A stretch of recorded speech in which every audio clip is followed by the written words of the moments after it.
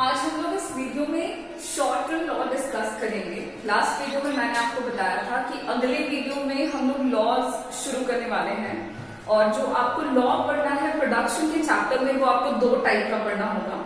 एक short run law पढ़ना है और दूसरा आपको लॉन्ग रन लॉ पढ़ना है। तो आज हम लोग वही शॉर्ट रन लॉ शुरू करेंगे जिसका नाम है law of returns to a factor. तो सबसे पहले इस लॉ को डिस्कस करते हैं कि ये क्या कहता है, इसका क्या मतलब है, एंड देन मैं आपको बताती चली जाऊंगी कि इस लॉ के अंदर हमको क्या क्या टॉपिक या कौन कौन सी बातें जो है वो डिस्कस करनी है।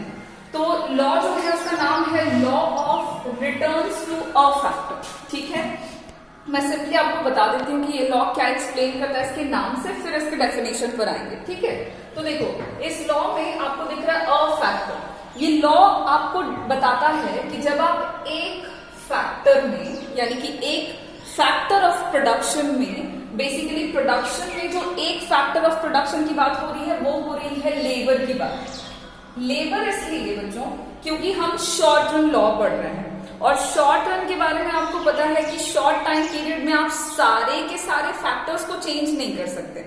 तो जिस फैक्टर को आप चेंज कर सकते हो उसके तौर पर हम कंसीडर कर रहे हैं लेबर को, कि labour is the only factor जिनको हम शॉर्ट रन में चेंज करके प्रोडक्शन को चेंज कर सकते हैं।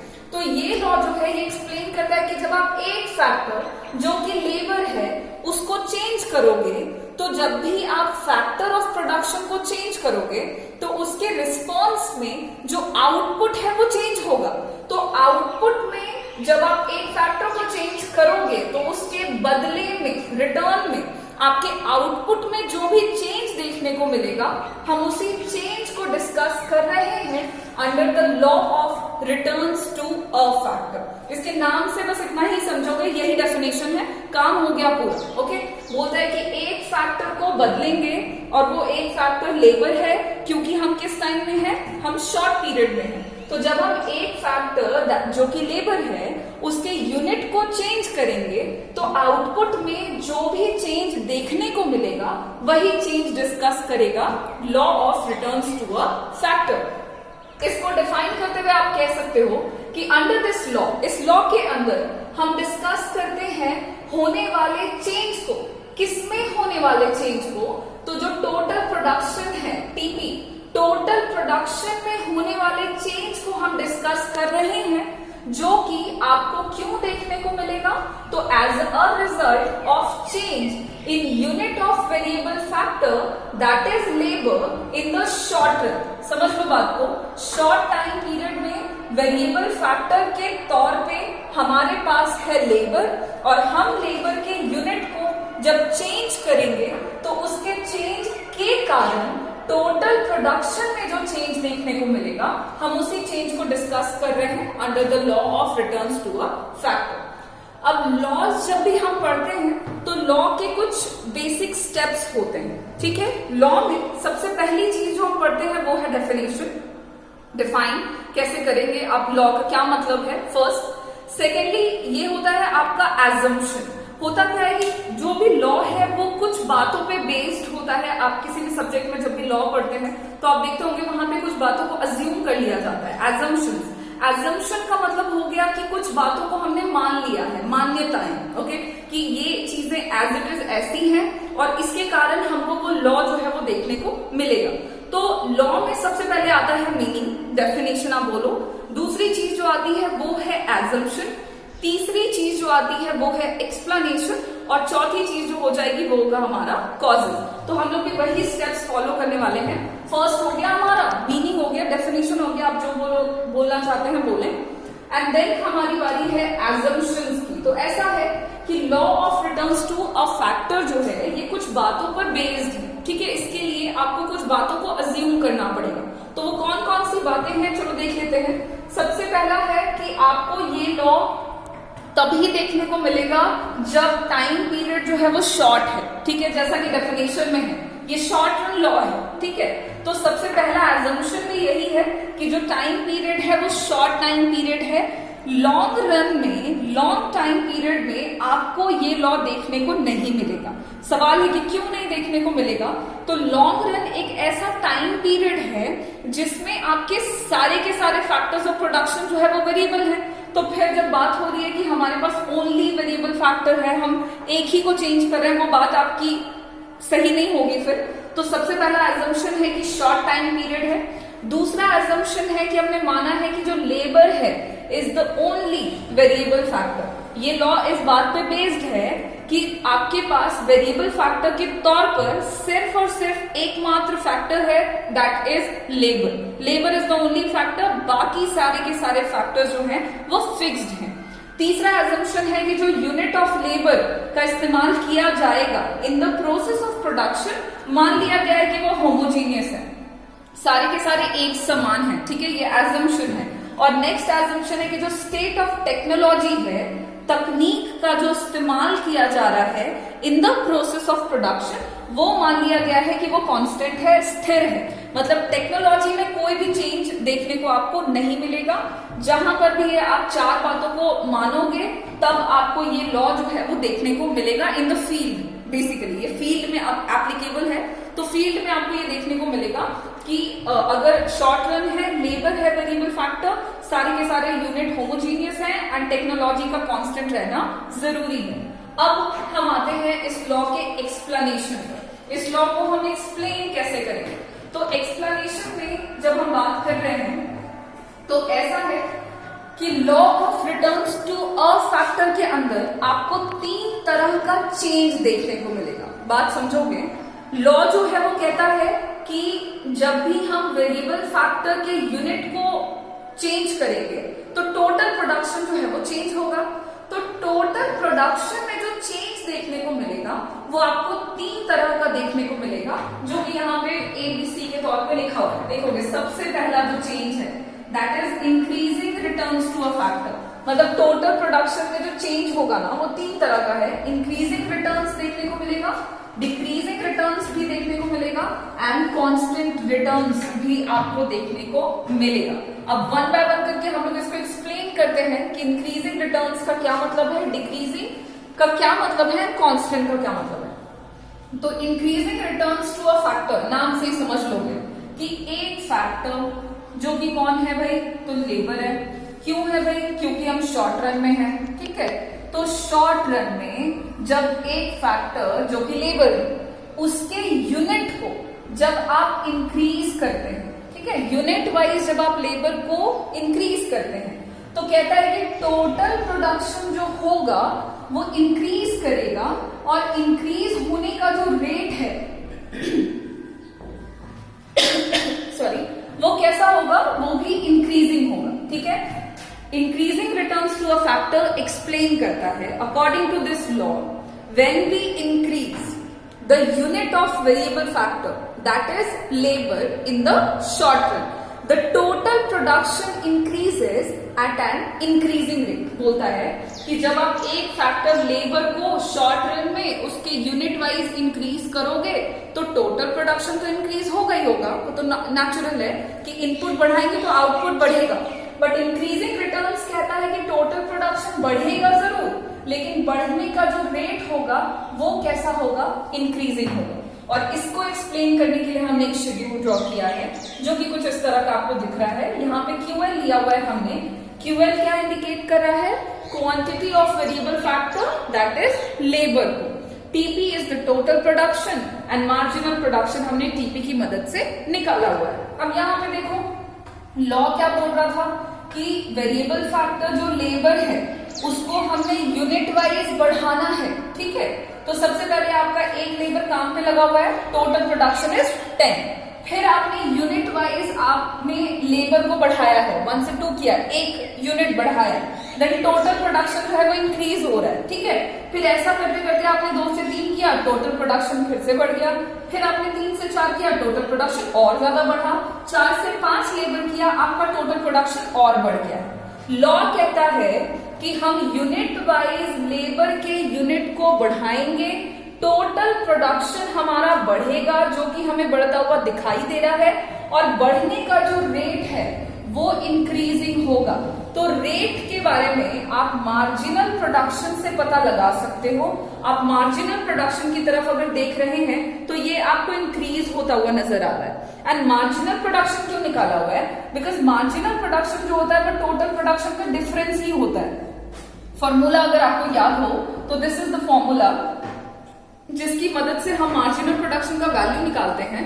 Marginal production of N unit निकालना है तो total production of N unit में घटाते हैं total production of N minus 1 unit को, यानी कि हम सिंपली डिफरेंस कर रहे हैं। 10 का 10 हो गया, 10 से 30 के बीच का डिफरेंस कितना हो गया 20, 30 से 60 के बीच का डिफरेंस कितना हो गया 30, 60 से 100 के बीच का डिफरेंस हो गया 40 एंड 100 से 150 के बीच का डिफरेंस है 50। तो आप डिफरेंस देखोगे जब टोटल प्रोडक्शन के कॉन्सिक्वेटिव वैल्यूज का, तो आपको वो डिफरेंस इंक्रीज होता हुआ नजर आ रहा है। इसका मतलब ही है कि हम जैसे जैसे यूनिट वाइज वेरिएबल फैक्टर जो लेबर है उसको इंक्रीज कर रहे हैं, टोटल प्रोडक्शन इंक्रीज हो रहा है और इंक्रीज होने का रेट कैसा है भाई, वो भी इंक्रीजिंग है। तो ये हो गया हमारा increasing returns to a factor.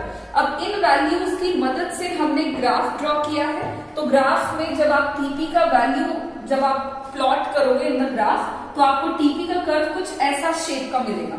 Upward rising जा रहा है, इसका मतलब है कि टोटल प्रोडक्शन बढ़ रहा है और इसका शेप थोड़ा सा झुका हुआ सा है टुवर्ड्स एक्स एक्सिस। इसका मतलब है कि इसके बढ़ने का रेट कैसा है, तो वो इंक्रीजिंग है। और जब टोटल प्रोडक्शन इंक्रीजिंग रेट में बढ़ता है तो आप रिलेशन याद करो जो हमने लास्ट वीडियो में फिनिश किया है कि whenever total production increases at an increasing rate, the marginal production also increases। और आपको marginal production जो है वो वैल्यू में भी इंक्रीज होता हुआ दिख रहा है और ग्राफ में भी इसका कर्व जो है वो बिल्कुल स्ट्रेट लाइन अपवर्ड राइजिंग है। इसका मतलब है कि मार्जिनल प्रोडक्शन इंक्रीज कर रहा है। सो ये लॉ जो है ये हमने शेड्यूल एंड ग्राफ से प्रूव किया। And now move on to the causes कि भाई क्या कारण है, क्यों ऐसा देखने को मिलता है कि हम शॉर्ट रन में लेबर को यूनिट वाइज बढ़ाएंगे और टोटल प्रोडक्शन बढ़ेगा और बढ़ने का जो रेट है वो भी इंक्रीजिंग होगा। तो इसके कॉजेस पे चले तो सबसे पहला कॉज है वो है fuller utilization of factors of production. यहाँ पे जो फैक्टर्स ऑफ प्रोडक्शन की बात हो रही है वो बोथ की बात हो रही है, मतलब यहाँ पे फिक्स्ड फैक्टर्स भी हैं और वेरिएबल फैक्टर्स भी हैं। अगर आपके इंडस्ट्री में, आपके फैक्ट्री में या जो भी आपका फर्म है वहां पे आपने जितने भी फैक्टर्स ऑफ प्रोडक्शन का इस्तेमाल करना है, अगर आप सारे के सारे फैक्टर्स जो कि फिक्स भी हैं वेरिएबल भी हैं उनका पूरा का पूरा इस्तेमाल करते हैं, उनका पूरा यूटिलाइजेशन करते हैं, तो उस केस में क्या होगा कि आप जैसे जैसे यूनिट वाइज लेबर को इंक्रीज करेंगे टोटल प्रोडक्शन बढ़ेगा और बढ़ने का जो रेट है वो भी इंक्रीजिंग होगा। ठीक है, नेक्स्ट जो कॉज है that is better coordination. Better coordination among the factors of production की बात हो रही है। आपके जितने भी फैक्टर्स ऑफ प्रोडक्शन हैं अगर उनके बीच का कोऑर्डिनेशन अच्छा है, मतलब उनके बीच का तालमेल सही है, काम वो सही तरीके से कर रहे हैं, तो उस केस में आपके इंडस्ट्री में, आपके फैक्ट्री में किसी भी तरह का कोई डिस्प्यूट क्रिएट नहीं होगा और जो काम है वो बहुत स्मूथ तरीके से चलेगा। देन आप थोड़ा सा इनपुट बढ़ाओगे, आपका आउटपुट बढ़ेगा और बढ़ने का जो रेट है वो इंक्रीजिंग होगा। तो बेटर कोऑर्डिनेशन अगर है among the factors of production तो ये भी एक कॉज बनता है increasing returns to a factor का। And the next cause is division of labour.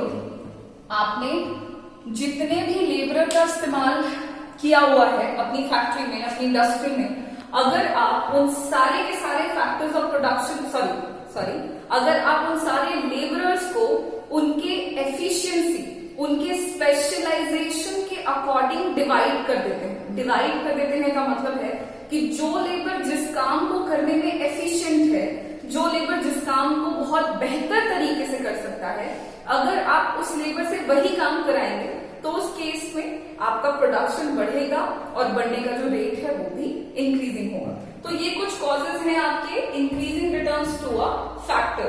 ठीक है, बात अगर कर लें कि ये लॉ हमको मोस्टली कहाँ देखने को मिलेगा फील्ड में, तो ऐसा नहीं है कि ये कोई पर्टिकुलर प्लेस पे रिस्ट्रिक्टेड है कि नहीं ये एक ही इंडस्ट्री में देखने को मिलेगा दूसरे में नहीं मिलेगा, ऐसी बात नहीं है।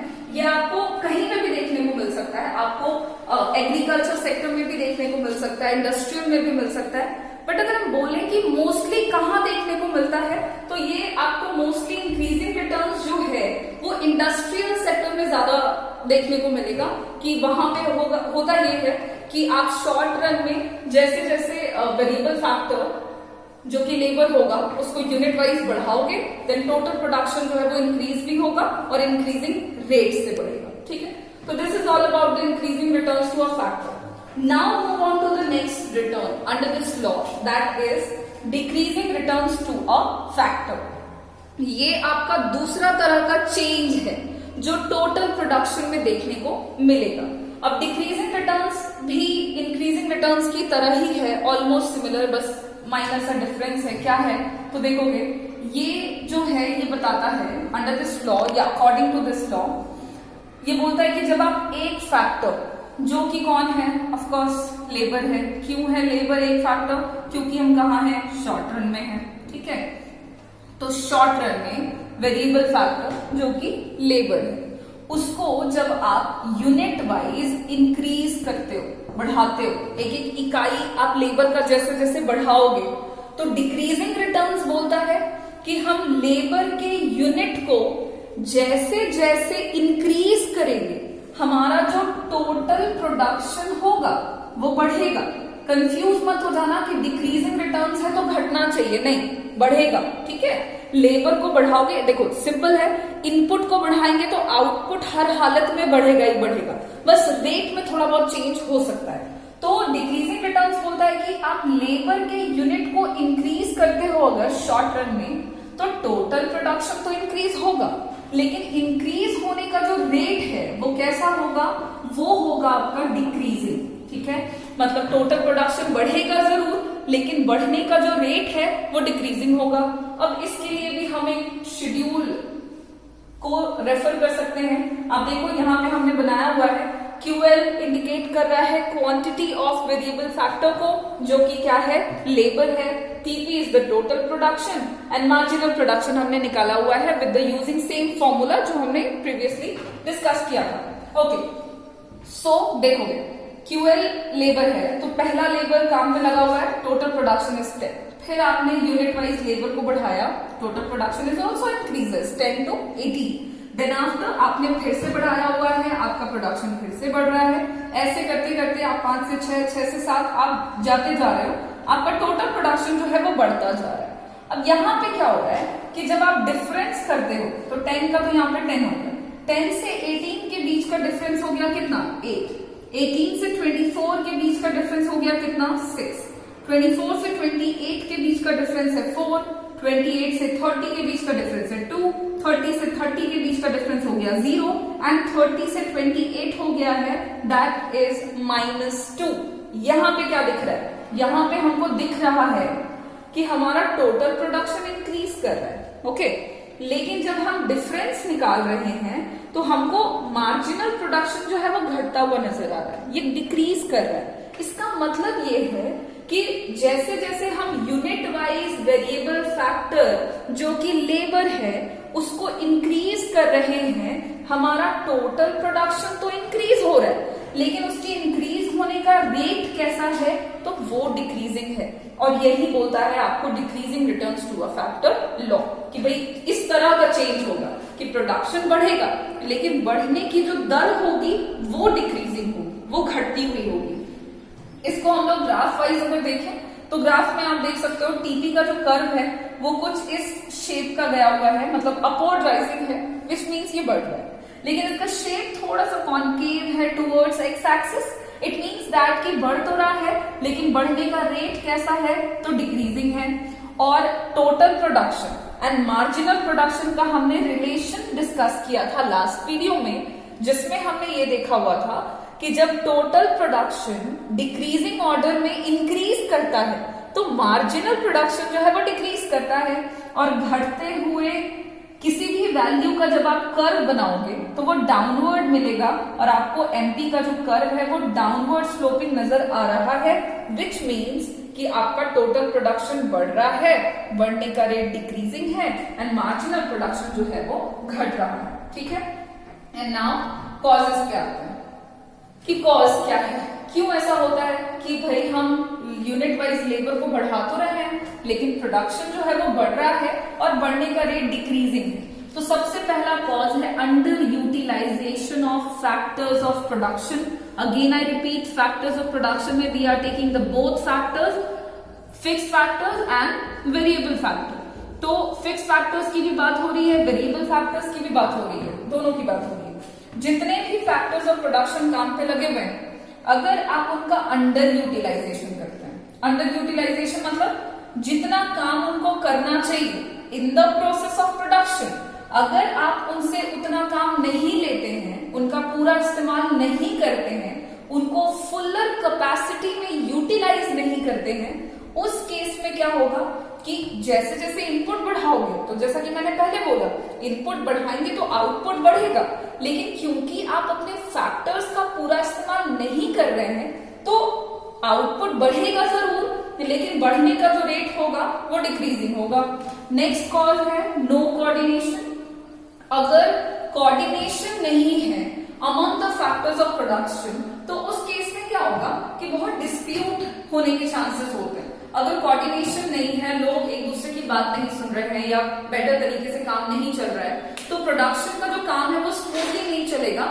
उस केस में क्या होगा कि आप लगाओ, इनपुट को बढ़ाओ, लेकिन आउटपुट जो है वो उस रेट से नहीं बढ़ेगा जिस रेट से एक्चुअली उसको बढ़ना चाहिए।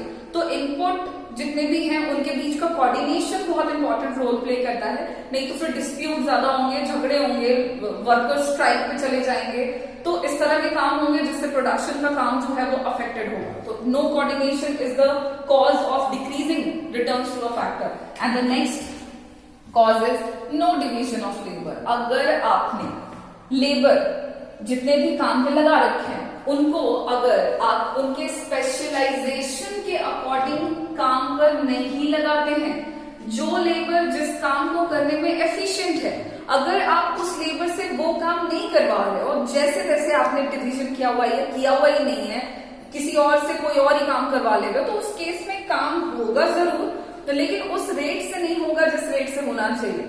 फॉर एग्जाम्पल, आप स्टूडेंट्स हैं और आपसे फार्मिंग का काम करवा लें, तो काम ठीक है, थोड़ा बहुत कर लोगे, यूट्यूब देख लोगे या सीख लोगे कि हाँ ऐसे बीज लगाते हैं और ऐसे पौधे उगाते हैं, बट उतना परफेक्ट नहीं कर पाएंगे जितना एक प्रोफेशनल लाइक एक फार्मर जो है वो कर पाएगा। सिमिलरली फार्मर से अगर हम पढ़ाई करवा रहे हैं या उनको हम ये लॉ डिस्कस कर रहे हैं, तो जितने अच्छे से आपको समझ आ जाएगा, होपफुली उनको उतने अच्छे से समझ में ना आए। तो अगर डिवीजन ऑफ लेबर प्रॉपर तरीके से नहीं किया गया है तो प्रोडक्शन पर असर पड़ेगा और डिक्रीजिंग रिटर्न्स आपको देखने को मिलेंगे। So these are such causes, and यहाँ पे हमारा डिक्रीजिंग रिटर्न जो है वो फिनिश होता है। Now move on to the last return, that is constant returns to a factor. ये भी सिंपल है, समझ लीजिए, अ फैक्टर लेबर की बात हो रही है। क्यों? क्योंकि हम शॉर्ट रन में हैं, तो यूनिट वाइज हमने लेबर को इंक्रीज किया, तो कहता है कि टोटल प्रोडक्शन बढ़ेगा। एज यूजुअल टोटल प्रोडक्शन बढ़ेगा जब आप इनपुट को बढ़ाओगे, लेकिन कांस्टेंट रिटर्न्स का मतलब है कि टोटल प्रोडक्शन इंक्रीज होगा और इंक्रीज होने का जो रेट है वो कैसा होगा, वो भी आपका कांस्टेंट होगा। मतलब टोटल प्रोडक्शन हर बारी कांस्टेंट रेट से बढ़ेगा इनपुट को बढ़ाने पर, और उसे हम कह रहे हैं constant returns to a factor. इसको हम एक्सप्लेन कर रहे हैं शेड्यूल एंड ग्राफ से, जहां पे QL इंडिकेट कर रहा है quantity of variable factor, that is labour. आप यूनिट वाइज देखो, लेबर को इंक्रीज कर रहे हैं हम, एंड आपका टोटल प्रोडक्शन जो है आपको वो भी नजर आ रहा है इंक्रीज होता हुआ। हम डिफरेंस निकालेंगे तो 10 है, स्टार्टिंग में तो 10 रखते हैं, फिर 10 से 20 के बीच का डिफरेंस है 10, 20 से 30 के बीच का भी 10 है, 30 से 40 भी 10, एंड 40 से 50 के बीच का भी डिफरेंस 10 है। मतलब अगर आप मार्जिनल प्रोडक्शन की तरफ देखते हो, जो कि डिफरेंस है टोटल प्रोडक्शन का, तो वो आपको हर बारी कांस्टेंट मिल रहा है। इसका मतलब ये है कि हम यूनिट वाइज वेरिएबल फैक्टर को इंक्रीज कर रहे हैं, टोटल प्रोडक्शन हमारा इंक्रीज हो रहा है, और इंक्रीज होने का जो रेट है वो कैसा है, तो वो constant, and this is the constant returns to a factor. Graph में देखें तो टीपी का कर्व आपको स्ट्रेट लाइन अपवर्ड राइजिंग मिलेगा, there is no shape, no convex, nothing, like कुछ नहीं है, कॉनकेव कॉन्वेक्स कुछ नहीं, स्ट्रेट लाइन है अपवर्ड राइजिंग, विच मीन्स कि टोटल प्रोडक्शन बढ़ रहा है और बढ़ने का जो रेट है वो कांस्टेंट है, और मार्जिनल प्रोडक्शन का आपको जो कर्व मिल रहा है वो parallel to the x axis है, बिकॉज आपका मार्जिनल प्रोडक्शन का वैल्यू जो है वो कांस्टेंट है। तो इस तरह का आपको ग्राफ देखने को मिलेगा। एंड बात करेंगे कांस्टेंट रिटर्न्स के कॉजेस क्या है। तो जो कांस्टेंट रिटर्न्स का कॉज है वो ये है कि बेसिकली कांस्टेंट रिटर्न्स के कोई कारण नहीं है। अब पूछोगे क्यों नहीं है, तो इसलिए नहीं है क्योंकि आपका जो कांस्टेंट रिटर्न है ये लॉ आपको फील्ड में कहीं पे भी एप्लीकेशन में नहीं देखने को मिलेगा। There is no application of constant returns to a factor in the field, ये कहीं देखने को नहीं मिलता है। सवाल है कि क्यों नहीं देखने को मिलता है, तो ये लॉ देखो बेसिकली बोलता है कि मार्जिनल प्रोडक्शन जो होगा, मतलब हर एक लेबर का जो प्रोडक्शन में कंट्रीब्यूशन होगा वो कांस्टेंट होगा, और ये बात जो है ये मुश्किल है, ये पॉसिबल नहीं है। ठीक है, ऐसा नहीं होता है। क्यों नहीं होता है? बिकॉज हम बार बार एक ही फैक्टर को डिस्कस कर रहे हैं, वो एक फैक्टर लेबर है, और लेबर की अगर हम बात करें तो आप ही बताओ कि जितने भी लेबरर्स हैं क्या वो सारे के सारे एक दूसरे से सिमिलर हैं, एक दूसरे के समान हो सकते हैं? तो रियल वर्ल्ड में ऐसा नहीं है। लेबर जो है वो हेट्रोजीनियस फैक्टर होता है, हर एक बंदे का जो कैपेसिटी है काम करने का वो एक दूसरे से अलग होता है। तो उस केस में अगर कोई लॉ बोलता है कि नहीं, जितने भी लेबर काम पे लगे हुए हैं वो सब के सब इक्वल कंट्रीब्यूशन ही करेंगे, बिल्कुल कांस्टेंट करेंगे, तो ऐसा प्रैक्टिकली पॉसिबल नहीं है। थियोरेटिकल पॉसिबल हो सकता है बट प्रैक्टिकली नहीं है। इस वजह से ये लॉ कहीं अप्लाई नहीं होता है। तो चूंकि ये कहीं अप्लाई नहीं होता है इसलिए इसके कोई कॉजेज नहीं है, बट स्टिल ये लॉ इंपॉर्टेंट है। आपको थियोरेटिकल इसके इंपॉर्टेंस देखने को मिलेंगे, प्रैक्टिकल एप्लीकेशन देखने को नहीं मिलेगा। सो यहाँ पे हमारे ये तीनों लॉज जो है ये फिनिश होते हैं, और लॉज को हमने एक्सप्लेन किया हुआ है टेबल, ग्राफ एंड कॉजेस के साथ। और यहाँ पे हमारा जो law of returns to a factor है ये फिनिश होता है। एक चीज और कि मैंने बोला increasing returns to a factor जो है ये मोस्टली इंडस्ट्रियल सेक्टर में आपको एप्लीकेशन में देखने को मिलेगा। सिमिलरली डिक्रीजिंग रिटर्न्स का नहीं बोला, तो decreasing returns to a factor जो है, अगर सवाल है कि ये कहाँ ज्यादातर देखने को मिलेगा, तो अगेन आई रिपीट कि ये हर जगह देखने को मिलेगा, बट ज्यादातर या मोस्टली कहाँ, तो ये आपको एग्रीकल्चरल सेक्टर में ज्यादातर देखने को मिलेगा। वहीं पे ऐसा होता है कि मार्जिनल प्रोडक्शन जो है वो लोगों का घटता चला जाता है, और ऐसा भी होता है कभी कभी जीरो हो जाता है और कभी कभी वो नेगेटिव में भी चला जाता है। नेगेटिव में जाने का मतलब हुआ कि आप बंदों को काम पे लगा रहे हो लेकिन उनका कोई कॉन्ट्रीब्यूशन नहीं है in the process of production. तो इस तरह से ये इंडस्ट्रियल सेक्टर में ज्यादातर फाउंड है, ये एग्रीकल्चर में, और इसके तो कोई कॉजेज ही नहीं है क्योंकि इसका कोई एप्लीकेशन नहीं है। यहाँ पे हमारा law of returns to a factor जो है ये फिनिश होता है। इस लॉ से आपके एग्जामिनेशन में 6 मार्क्स के भी क्वेश्चंस हो सकते हैं, 3 मार्क्स के भी हो सकते हैं। तो इम्पोर्टेंट है ये लॉ आपका, आप इसको एक बार अच्छे से देख लोगे। 3 मार्क्स में आपको सेपरेट है, इंडिविजुअल में करके कोई भी एक रिटर्न पूछा जा सकता है, और जिसको आप एक्सप्लेन करोगे, एक्सप्लेनेशन के साथ, मीनिंग के साथ, डायग्राम एंड इसका शेड्यूल वगैरह बनाओगे। और अगर 6 मार्क्स में है देन आपको अकॉर्डिंग टू क्वेश्चन सारा ही पूरा लेंथ में आंसर लिखना होगा। क्या तो यहाँ पे हमारा ये लॉ फिनिश है। अब जो नेक्स्ट वीडियो में करेंगे वो यही सुन लीजिए। अगले वीडियो में हम लोग एक और लॉ पढ़ेंगे जो कि शॉर्ट रन लॉ है, ठीक है। और उस वाले शॉर्ट रन लॉ में और इस शॉर्ट रन लॉ में क्या डिफरेंस है, हम लोग क्यों 2 लॉ पढ़ रहे हैं, इसको मैं आपको आगे अगले वीडियो में डिस्कस करूंगी, एक्सप्लेन कर दूंगी। फिलहाल आप इसको एक बार रिवाइज कर लो। लॉ है, हमने 4 चीजें पढ़ी है, मीनिंग, एजम्पशन, एक्सप्लेनेशन में टेबल, डायग्राम और कॉजेस, ठीक है। तो इसको 4 इसलिए बोला क्योंकि ये 1 हो गया, ये 2 हो गया, एक्सप्लेनेशन 3 है, एंड जो कॉजेस हो गए वो 4थी चीज, ठीक है। तब तक के लिए आप इसको रिवाइज करना। Thank you.